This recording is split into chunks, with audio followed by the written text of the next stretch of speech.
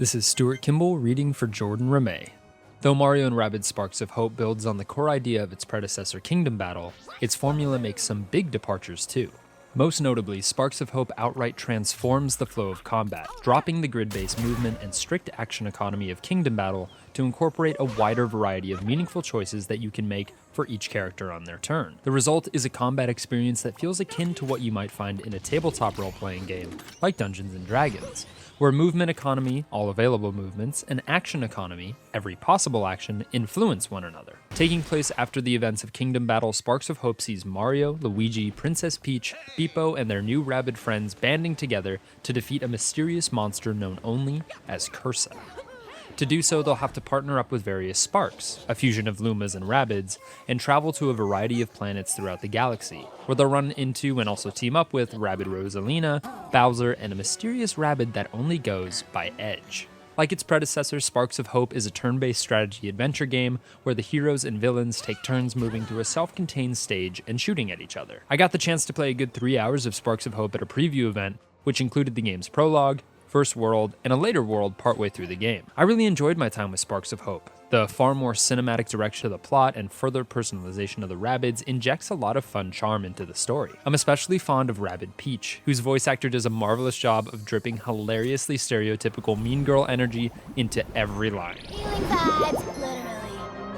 But the eternally mopey and lazy Rabbid Rosalina is also amusing. Beepo is a bit annoying, and based on their know-it-all personality, I think that's exactly what Ubisoft Milan and Ubisoft Paris are going for, but otherwise I really like all the characters this go-around. But it was the gameplay that really stood out to me, which empathizes the importance of movement in tactical combat. In most cases, turn-based strategy games separate the movement economy and the action economy. Every character has a collection of actions they can take, as well as a limited amount of movement per turn.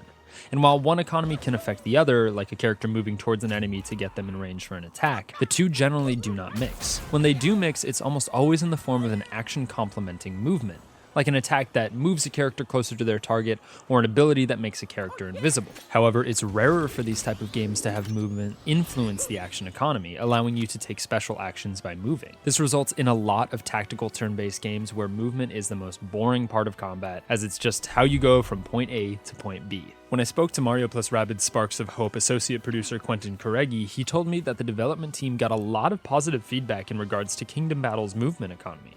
And so when it came time to make a sequel, the team decided to double down and further build upon it. Sparks of Hope ditches grid-based movement, creating more opportunities to use your movement in creative ways. On their turn, all characters can move, use pipes, leap off allies to hover to another spot, dash through an enemy to damage and trip them up, parkour over low cover, and hide behind cover. Several characters have unique movement actions too. Mario, for instance, can either enter a slow-mo bullet time while in midair to snipe 2 targets with his twin pistols, and Edge can be upgraded so that she can perform 3 dashes in a single movement. Plus, rescued sparks can be equipped to your characters, unlocking even more abilities for your characters on top of what they can already do. And since there's no order of operations to the action economy, you have a surprising amount of agency every turn in how and when you use your movement. You can, if you want, move to dash through an enemy, use an item, and then move again to jump off an ally and hover to a new spot, and then finally attack. And you can switch up who you're directing at any point, compounding the sheer possibility of strategies you can achieve in a single turn of combat. You don't have complete freedom, as there are a few limitations within this framework that you'll have to consider. First off,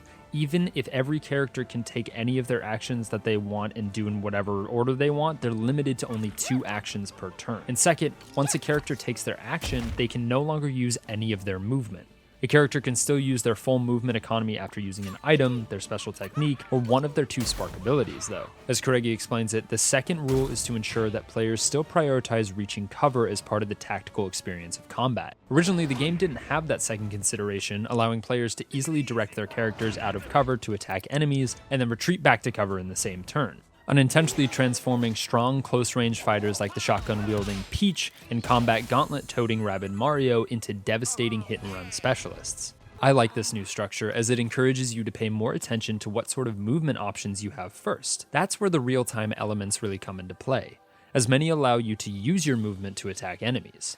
Dashing through a Bob-omb will ignite its fuse, for example, giving you precious little time to pick it up and throw it before it explodes. It's a risky maneuver, but one that gives you a whole extra area of effect attack. Some stages have elemental hazards as well, like fans that will intermittently turn on and blow any unprotected creatures off the map into oblivion. In those cases, your movement is tied to both your survival and that of your enemy.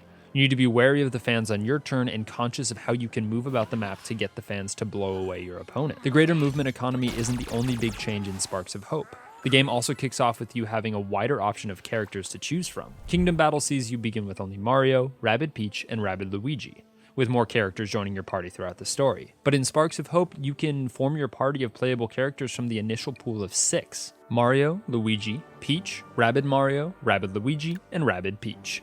And you unlock a 7th option, Edge, after completing both the prologue and first area.